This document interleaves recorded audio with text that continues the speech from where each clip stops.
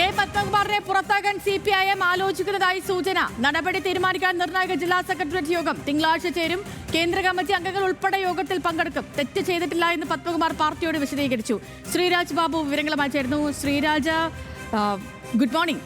ഈ പത്മകുമാറിന്റെ കാര്യത്തിൽ പാർട്ടി പെട്ടെന്ന്, അതായത് കുറ്റപത്രം സമർപ്പിക്കുന്നത് വരെ കുറ്റക്കാരാണെന്ന് കണ്ടെത്താൻ കഴിയില്ല, പറയാൻ കഴിയില്ല എന്നായിരുന്നു പാർട്ടി സെക്രട്ടറി അടക്കം പറഞ്ഞത്. പിന്നീട് ഈ പെട്ടെന്ന് തന്നെ പത്മകുമാറിനെയൊക്കെ എതിരെ ഒരു നടപടിയിലേക്ക് പോകുന്നു. നമുക്കറിയാവുന്ന ഒരു തിരഞ്ഞെടുപ്പ് കാലമാണ്. പാർട്ടിയെ സംബന്ധിച്ച് ഏറെ നിർണായകമായ സമയമാണ്. ജില്ലയിലെ ഏറ്റവും സമുന്നതനായ നേതാവ്, പ്രമുഖനായ നേതാവൊക്കെ ജയിലിൽ പോയി വരുന്നൊരു സാഹചര്യം പാർട്ടിയെ സംബന്ധിച്ച് അവമതിപ്പുണ്ടാക്കുന്നതുമാണ്. അപ്പോൾ ഇന്നലെ ഈ ഒരു കത്ത് തപാൽ വഴി പത്മകുമാറിന് അയച്ചിരുന്നു. അതിന് പത്മകുമാർ വിശദീകരണവും നൽകി.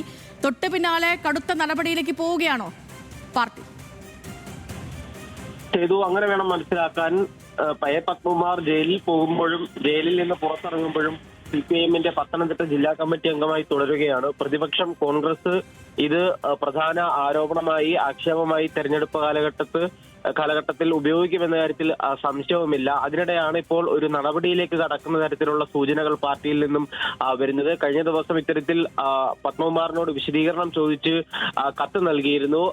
അതിനു മുൻപ് തന്നെ ഇത്തരത്തിൽ വാട്സപ്പ് ഗ്രൂപ്പിൽ നിന്ന് ജില്ലാ കമ്മിറ്റിയുടെ ഔദ്യോഗിക വാട്സപ്പ് ഗ്രൂപ്പിൽ നിന്ന് പത്മകുമാറിനെ പുറത്താക്കുകയും ചെയ്തിരുന്നു. ഇതെല്ലാം സൂചിപ്പിക്കുന്നത് പത്മകുമാറിന് പാർട്ടിക്ക് പുറത്തേക്കുള്ള വാതിൽ തുറക്കുന്നു എന്ന് തന്നെയാണ്. പാർട്ടിക്ക് എന്തായാലും പത്മകുമാർ വിശദീകരണം നൽകിയിട്ടുണ്ട്. സ്വർണ്ണക്കള്ള കേസിൽ പ്രതിയായതിൽ ഏതെങ്കിലും തരത്തിലുള്ള തെറ്റ് ചെയ്തിട്ടല്ല, അത് പാർട്ടിക്ക് അവമതിപ്പുണ്ടാക്കിയിട്ടില്ല എന്നുള്ള കാര്യമൊക്കെയാണ് പത്മകുമാർ പറഞ്ഞത്. അതുപോലെ തന്നെ തന്റെ വീട്ടിൽ പരിശോധന നടത്തിയ ഘട്ടത്തിലും ഒന്നും കണ്ടെത്താനായില്ല.